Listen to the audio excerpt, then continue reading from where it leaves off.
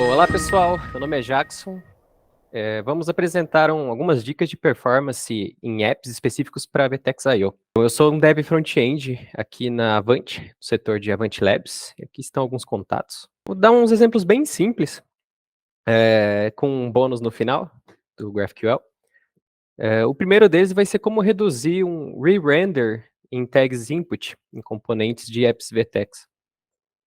O problema que eu trago aqui para input é a seguinte situação.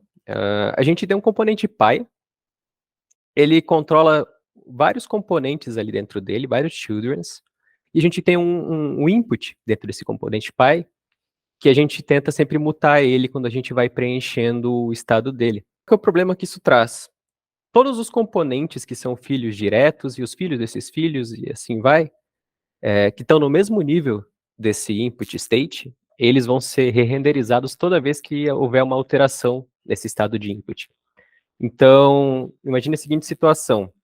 A gente tem uma estrutura relativamente antiga de React, que a gente constrói ela usando callbacks. Então, nessa estrutura, tudo volta para o componente mais alto da árvore e causa uma renderização em todos os componentes filhos.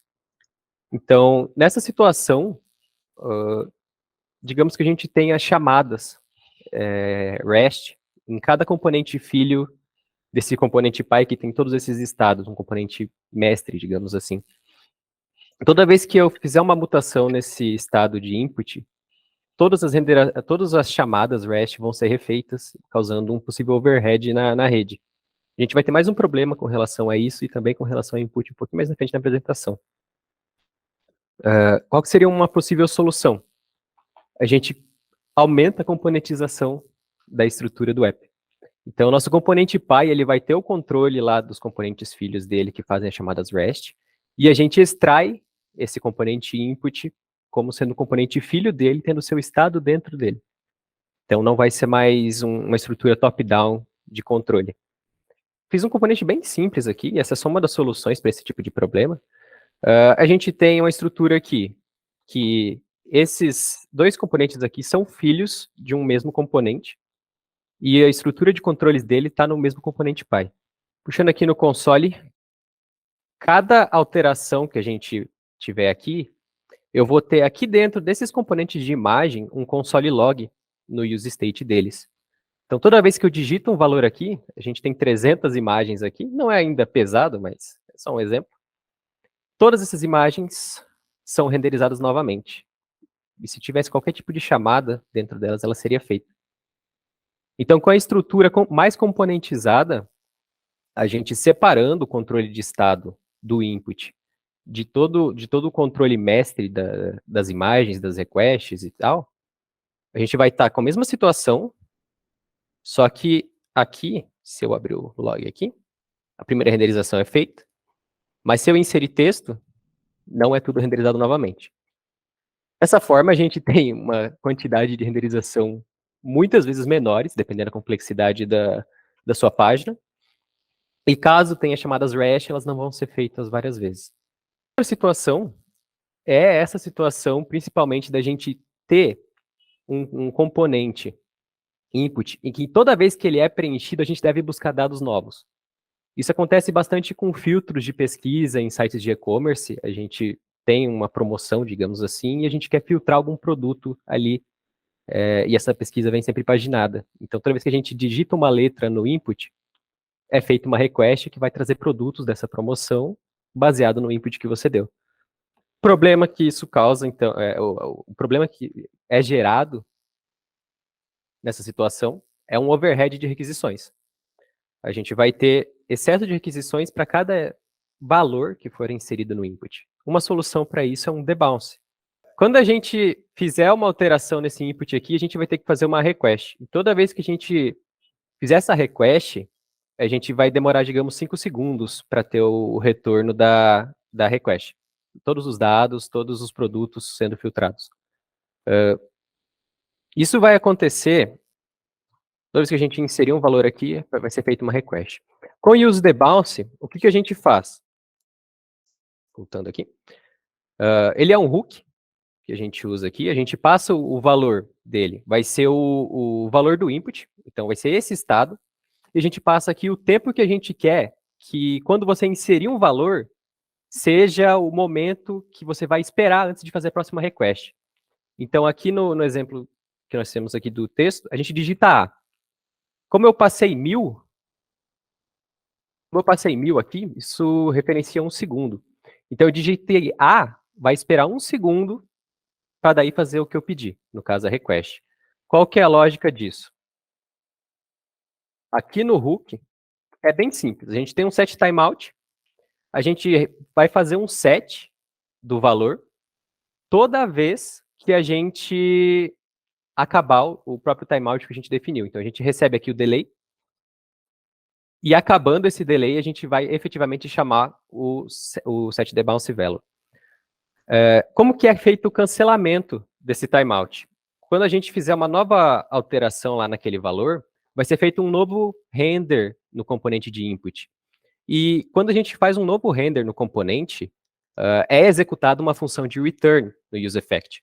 Então, toda vez que você vai destruir um componente, você vai finalizar o ciclo de vida dele, é chamado return. Ele é semelhante à forma que a gente fazia lá no modo de classes, com o dismount. Nesse momento aqui, a gente vai dar, então, um clear timeout. A gente vai cancelar o timeout. Como a gente cancela o timeout, não vai ser chamado esse set, debounced value. E como não vai ser chamado o set debounced value, aqui no componente de input, a gente não vai executar a alteração no debounce. Então, no fim, não vai executar esse trecho de código, porque o debounce não foi atualizado, porque o set timeout não foi concluído, e por isso não vai haver uma nova renderização, que esse é o comportamento do useEffect. Toda vez que esse valor for alterado, que for executado o set, é renderizado novamente. Então, um exemplo prático disso aqui, eu vou salvar esse componente aqui. Toda vez que a gente inserir um valor aqui, ele espera 1 segundo e executa o que tem lá naquele useEffect. Dessa forma, a gente não vai ficar aqui inserindo, digamos, a gente já tem 4 renders aqui. Podemos inserir a quantidade de texto que quisermos, e só vai fazer uma vez a chamada, só vai fazer uma vez a request. Assim a gente consegue evitar... Obrigado, Wilson. A gente consegue evitar o excesso de chamadas numa página só com essas dicas de input. E o último ponto que eu quero trazer nessa apresentação aqui é sobre SSR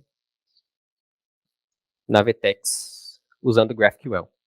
Então, o que é o SSR? O SSR, inicialmente, de uma forma bem básica, bem por cima, é a renderização de componentes de front-end no servidor Node, no back-end.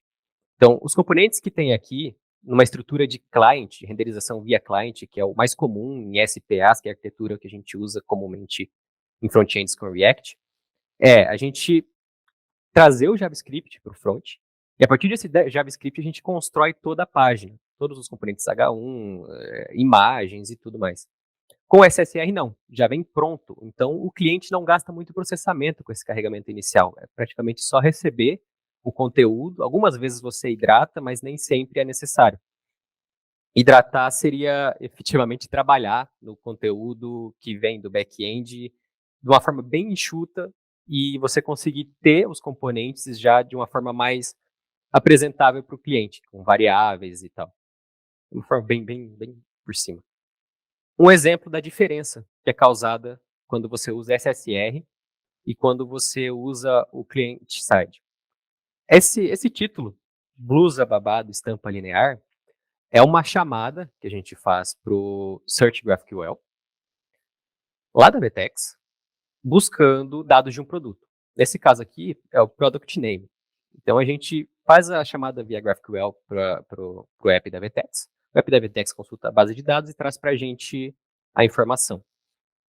Essa situação aqui de cima é com SSR, a situação de baixo é o client-side render. Eu vou fazer uma alteração aqui, só para a gente ver ele como seria num 3G um pouco mais rápido, não é aquele 3G bem lento. Então, vou dar um F5 aqui. É possível ver que a de cima com SSR já veio, a de baixo ainda está carregando. Esse praticamente é o impacto do SSR. A página já vem com todos os dados necessários, Quando o Google vai indexar a sua página, ele já tem os dados que você vai querer que ele tenha referente a produtos, e não acontece no cliente render, porque esse dado não vai estar disponível enquanto o Google faz o scan da sua página. Então, por cima, o impacto é esse. Você carrega a página, os dados dinâmicos já estão carregados na sua página, enquanto no client-side não existe esse dado. Como que é implementado na VTEX o fluxo de SSR?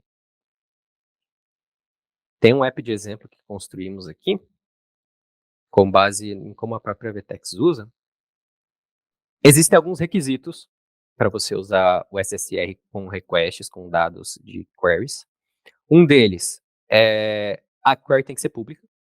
Então, não é possível usar dados da VTEX de forma SSR, ativando a flagzinha aqui para true, com dados privados, por conta de autenticação.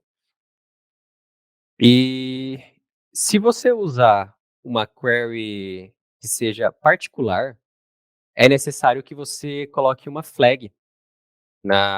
Por exemplo, você tem um back-end de VTEX lá no seu esquema de GraphQL, você tem as suas queries, você precisa pôr uma assinatura ao lado da query.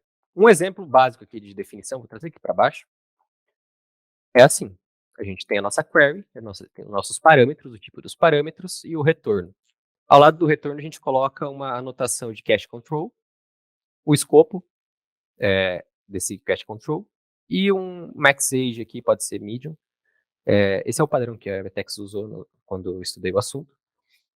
Dessa forma aqui, a sua query fica pública. Então, os dados não vão exigir mais autenticação. E a segunda necessidade para você ter o SSR é você ter os dados disponíveis antes do primeiro render, quando você tem um componente front-end. Nesse caso aqui, como que fazemos isso? A gente usa uma estrutura de high order function. Então, antes a gente tem nosso componente aqui padrãozinho, o que a gente precisa fazer é passar como próprio para ele os dados que vão vir para consumo dele. Como que é feito o consumo de dados da VTEX, ou qualquer dado via GraphQL, normalmente em apps VTEX? A gente usa um use query, passando a própria query, e os dados de configuração dessa query, as options. Qual que é o problema de fazer isso? Usualmente, quando você tiver o primeiro render do seu componente, isso aqui não vai estar disponível. Esse data não vai estar disponível, ele vai executar o use query, vai alterar o loading para true e vai começar a fazer a busca de dados e retornar. Dessa forma, por uma questão de arquitetura, não é possível você ter a renderização do product name, sendo que você não tem ainda os dados do product name. Com a forma de high order function, a gente executa com essa função GraphQL, que é do próprio GraphQL aqui, do React Apollo. Com essa high order function, a gente executa a query com as options, tem as options separadas aqui, ela é uma variável que a gente injeta aqui. E a gente joga os dados resultantes da consulta dentro do componente. Esse product example aqui, ele é o próprio componente que a gente vai renderizar na nossa página. Dessa forma, os dados dessa query GraphQL vão ser jogados para cá e a gente recebe todos os dados, no caso data, até mesmo o refet, por prop. Então, o primeiro render que a gente fizer, essa execução aqui vai ter sido feita antes. A partir disso, a gente vai renderizar o app e, por isso, a gente já vai ter o data alimentado aqui. Dessa forma, quando a gente quiser consumir o data, o product dentro do data, o product name, no primeiro render ele já vai estar disponível. Então, lá no servidor, no back-end, já vai ser possível você trazer os dados do front, a string com HTML, contendo esse product name. É isso que viabiliza o uso do GraphQL. Se você precisar fazer um refet de forma diferente do outro GraphQL, que é o use query, a gente usaria aqui o refet, chamaria a função em outra região do código. A única diferença que tem aqui, e que vai continuar sendo SSR, é que o refet não vai estar no nível de data. ele vai estar como loading, ele vai estar dentro de data, você vai ter que desestruturar ele ou extrair ele de outra forma. E acho que isso sumariza como que é o uso, o que é necessário de forma básica para usar o GraphQL com SSR em apps VTEX. Só fica um adendo que se for necessário você usar outros dados de contexto para alimentar essas options, digamos que você tem alguma variable aqui que consome um dado do runtime da VTEX. E esse dado precisa estar disponível antes do primeiro render. Vai ser necessário fazer outra high order function que englobe esses dados do GraphQL e você vai precisar injetar daí esses dados aqui dentro do options. Essa é, acho que, a maior diferença dessa forma que esse exemplo está construído. Esse aqui é um exemplo mais básico. E com isso encerramos. Perguntas? Não, do meu lado acho que tá bem claro, cara. Ficou show de bola aí. Não sei se da galera tem alguma dúvida, algum ponto. Dúvida não, mas ficou muito legal. Bastante coisa que a gente pode voltar para ver depois, quando precisar usar. Dúvida também não tenho, mas essa parada do use the bounce, eu não tinha pensado nisso. Por exemplo, eu utilizo bastante na Jobber, que a gente faz um filtro toda vez que a gente insere alguma coisa no input, a gente faz uma nova requisição. E assim, eu acho que isso aí, às vezes ele pode até ser válido quando você já tem esses dados lá no JavaScript, por exemplo. Mas para fazer a requisição, acho que o use the bounce ele é bem útil. Eu não tinha pensado dessa forma, eu parei para dar uma olhada aqui. E é bem interessante. Ele é bem comum quando você está fazendo, sabe, search, tipo, enquanto você vai digitando, vai fazendo autocomplete, por exemplo, e tudo mais, ele é bem comum para isso, porque normalmente você coloca um delay ali de 30 milissegundos, que é mais ou menos o delay para ficar confortável, para que a pessoa digite, e aí ela só dispare a requisição quando tu tá parando de digitar. Entendeu? Se tu digitar uma frase, se tu botar esse intervalo de mais ou menos 30 milissegundos ali, ele não vai ficar fazendo uma requisição por cada caractere, entendeu? Ele vai manter a velocidade. Aí quando tu for parando, desacelerando, aí ele vai fazendo a requisição. Então sempre que tu vai fazer autocomplete, esse tipo de coisa dentro de um field, é muito recomendado você fazer isso, senão você vai acabar fazendo ali, vai floodar o teu back-end com um monte de requisição, entendeu? Achei bem útil isso aí. Hoje mais que fazer encerramento aí, Jackson? Não. Encerrado. Não passei por isso ainda. Essa questão do debounce também é usada muitas vezes, por exemplo, tem um botão de like, tá ligado? Então, tipo, sabe aquela coisa do cara ficar clicando no botão, entendeu? De ficar jogando um monte de requisição. Então, o debounce é bom às vezes para isso também. Para ele dar um intervalo e o cara não ficar tomando um monte de ação repetida, entendeu? Dá uma travada nisso.